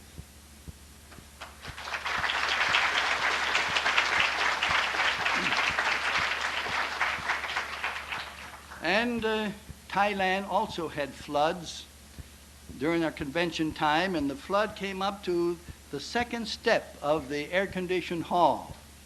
And so the brothers had to drive their cars and then let us off, and then we would walk into the hall, and everything was okay. But the driver had to go out and park the car, and he had to take his shoes and socks off to wade back through the water to get into the hall. And then on Friday, when it came to the witness work, some of us were able to witness in the higher parts of the city, and we were able to walk normally. But the others had to take their shoes and stockings off and wade in the other areas, but that didn't stop them from witnessing from house to house. I had a blind brother, Brother Inchon, who's been the truth about 15 years, a very fine brother. He speaks English, French, and Thai. And so we went together from house to house that morning, Friday morning, and he would always have me tell him in English as we were approaching these big houses. We had some of the bigger area, big houses in the affluent area, and you have to ring the bell at the outer gate, and then he would tell me now, is it the maid that's coming, or is it the lady, or the man? He wanted me to tell him who it was that was coming so that he could address the party and get the conversation going. And when he could find whether they could speak English or not, if they could speak English, then he would let me witness. But if they could only speak Thai, then he would witness. And we found a maid that was very interested, and she made arrangements to come Sunday and wanted to come to the meeting, but missed her connections to come. But the sister where we stayed has made arrangements for her to have a study. So we're glad to see some fruitage of our witnessing there. But the people are willing to listen in Thailand. Buddhist is the official religion. And many of you maybe have seen the movie The King and I. Well, that's just like it is there in Bangkok. We went through the official palace of the king. These are left open, and the religious temples are all beautifully yellow and red, and are just like you see in the pictures. And incidentally, too, most of the cities in the Far East don't paint their residences like we do in this country, their houses, except Bangkok. And that was an interesting sight to see this city with wide streets, lots of cars, and the houses painted purple, yellow, red, bright colors. Bangkok, the Thai people like bright colors. So it was an interesting place to see. Incidentally, concerning traffic in Asian, Jakarta, and Bombay is abominable. You can hardly get around. And Tehran, where they've got cheap gasoline, 10 cents a gallon, they've got over 1 million cars in that city. And it's so jammed that it took us 2 hours by taxi from the branch down to the center of the city. We wouldn't tolerate anything like that in this country, the traffic conditions. But then from Thailand, we went to the Philippine Islands, and lo and behold, we were there during the worst typhoon that they had in many, many years. We heard about it ahead of time, and we got there 2 days before, and it was to hit Manila as the eye of the storm at 12 o'clock noon on the Thursday. We arrived the previous Tuesday. 12 o'clock came, and no storm came. But we could see the skies were very foreboding.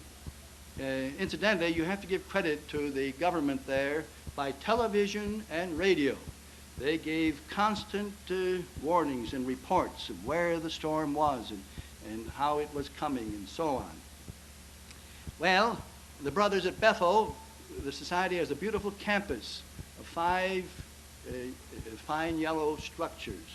And so the brothers didn't have time to put up all the plywood to support the windows on the west side of all the buildings.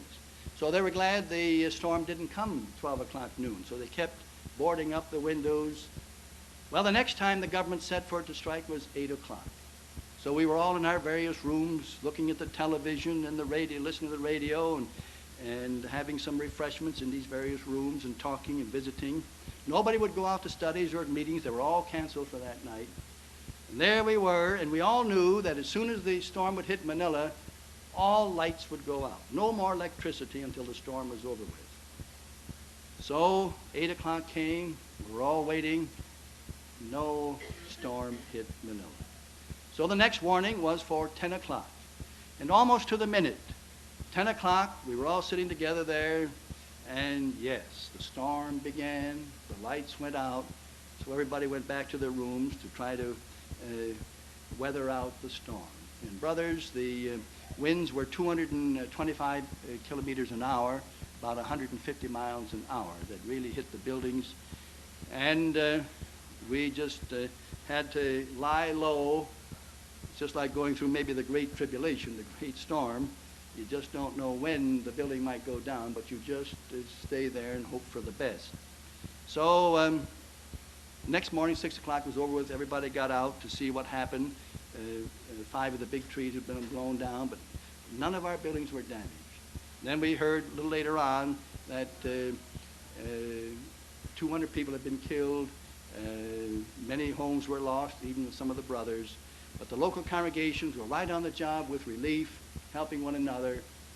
And that following Monday night, I talked to 10,000 brothers. What a happy group.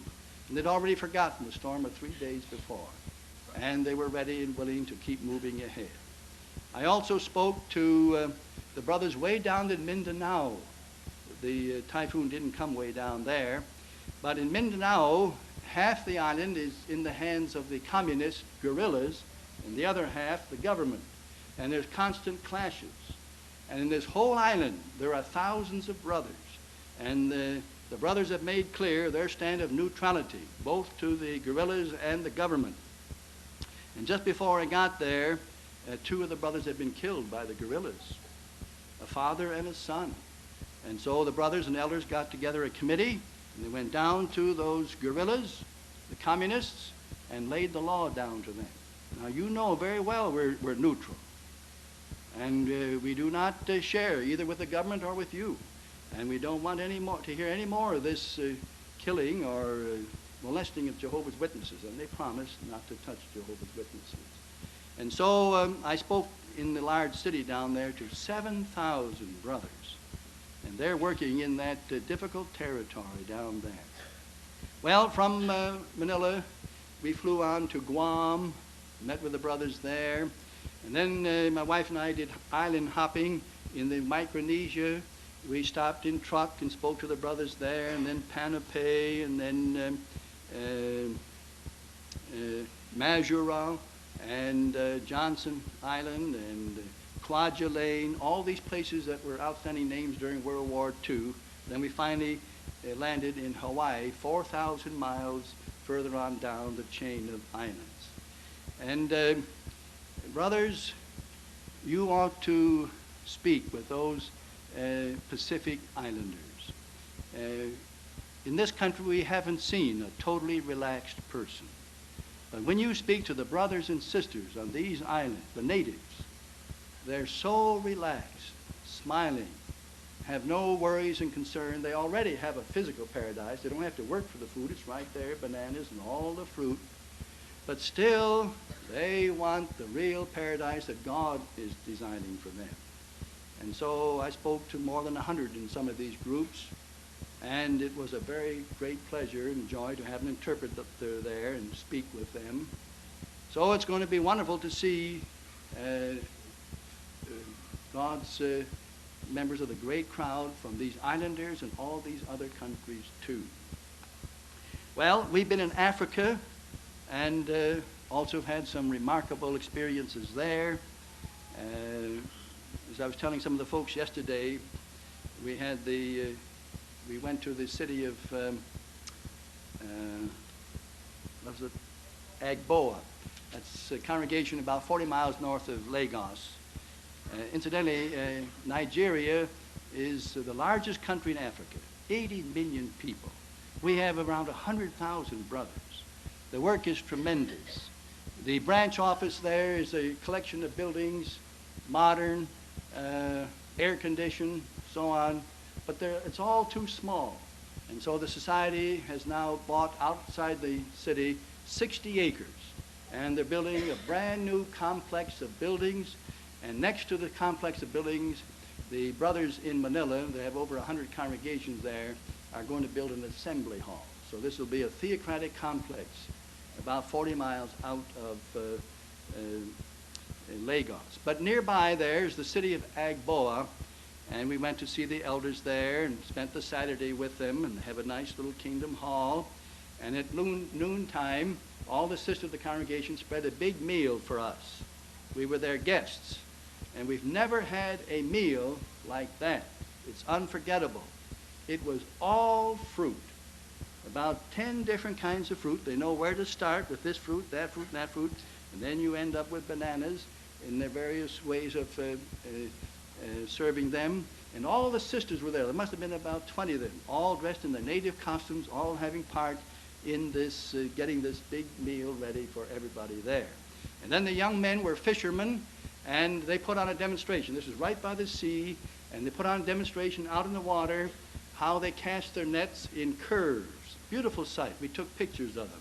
It's artistic, the way they fish, and let their nets down and bring them up and catch the fish.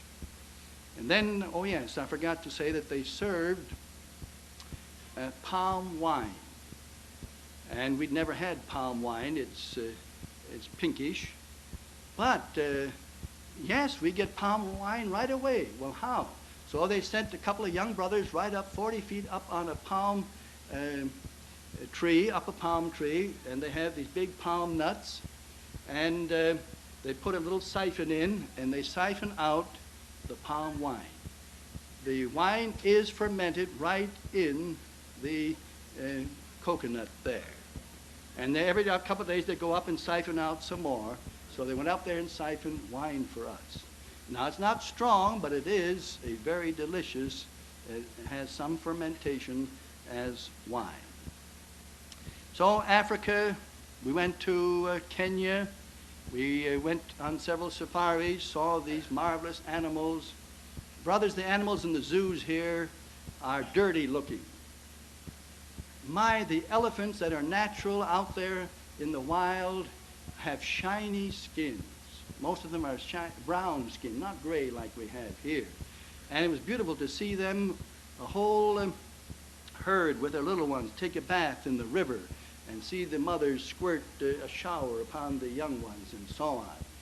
And we saw lions and all the 35 different kinds of animals there. Beautiful. And all in their natural habitat. You had to stay in your Land Rover car with the roof opening up, and then my wife was able to take pictures through the roof. We couldn't get out of the car. You're allowed by the government, if you see some giraffes or animals or lions, you just drive up within a reasonable distance and then take your pictures. We went witnessing from house to house with Samson and Absalom. These are two native pioneers. We were downtown in this one city. Do you remember the name of the city? I forget. It's, and they saw us in the center of the city. They were just going to their territory. We're so happy. And they were able to speak English. So we said, well, can we go with you to your territory? Sure. So they took us along into they came into the car, and we drove them to the territory, and then we went witnessing with them from house to house. That was really a delight. And then they were our interpreters as we talked to the people. And then we now have an experience here that has come to us from Ethiopia. We didn't get into Ethiopia, but this, as you know, in the recent couple of years, Ethiopia has been overcome by the communists. And so there are hundreds and hundreds of our brothers that are now trapped in Ethiopia. As a matter of fact, a brother from Ethiopia, a pioneer, was supposed to be in this present Gilead class that registered 2 weeks ago, but he was unable to get out of Ethiopia. Now let me read you this experience that just came in from Ethiopia. This is by a brother in Kenya, the branch coordinator. The brothers there in Ethiopia certainly do not have it easy. About 100 are still in prison now in 16 different towns. Among them, interested persons, children down to the age of 12, a sister pregnant in her 9th month, a sister having 5 children, and an unbelieving husband who now begins to encourage his wife to be faithful in prison after 20 months of prison already endured by her. Almost half of all the special pioneers are in prison. One of the special pioneers has to pay a monthly rent, in quotes, for his prison cell. And also the same sister who last year went through over 6 months of torture already once she was left like dead. Another brother was confronted with the question, Ethiopia or death? But he answered, no, it is Jehovah or death. One sister, along with Pentecostals, was led into Addis Abeba's most famous cathedral, which was crowded with people. The persecutors began to mock God, calling him deaf, etc. The Orthodox priests took it with silence. The Pentecostals compromised, and only our sister defended before these communists the Creator courageously, showing that He will reveal Himself. Many people then were moved to say, only Jehovah's Witnesses defend the true God. If there is a true religion, it must be theirs. What a great witness that must have been in this great church there in Addis Ababa. The news media talked about us repeatedly, and the steadfastness of the brothers has brought questions up to the head of state several times. Now almost all of the 28 million people in the country have heard of us, a witness that in freedom we could not have given until now. Reflecting on the point that so much attention is being given to a minority having a ratio of only 1 to 20,000 in their disfavor and no fleshly arms at their disposal, it is easy to realize that here, too, true faith has already been proven victorious. So isn't it marvelous that our brothers in Ethiopia are maintaining integrity in spite of the communist powers now trying to grab that country? Well, brothers, our time is up. Of course, we have many other reports that could be presented of Jehovah's gathering together the great crowd. Bible prophecies indeed are being fulfilled. He's gathering his people from the north and from the south and from the east and the west. And we thought that this gathering was going to be finished about 1975, 40 years after 1935. But we see no, Jehovah's still holding open the work. The 4 angels are still holding back the great tribulation and the time when the nations, the leaders, will be forced to drink this cup further to their destruction. So in the meantime, the work is still wide open. We're restricted.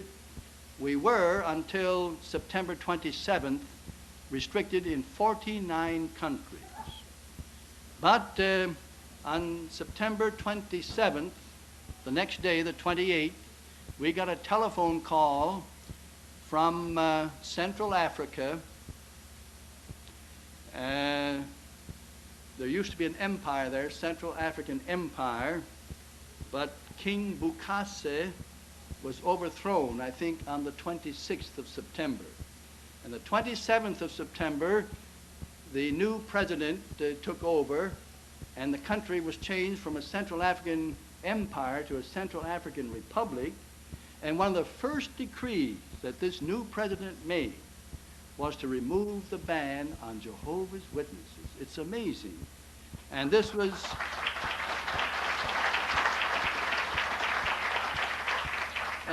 announced over the government radio. And the brothers were taken happily by surprise. And so right away in the capital city of Bangui, they had 3 kingdom halls. They opened up their kingdom halls, and I think they only have about 150 publishers altogether active underground. And when they opened up their kingdom halls on the first Sunday, they had over 300.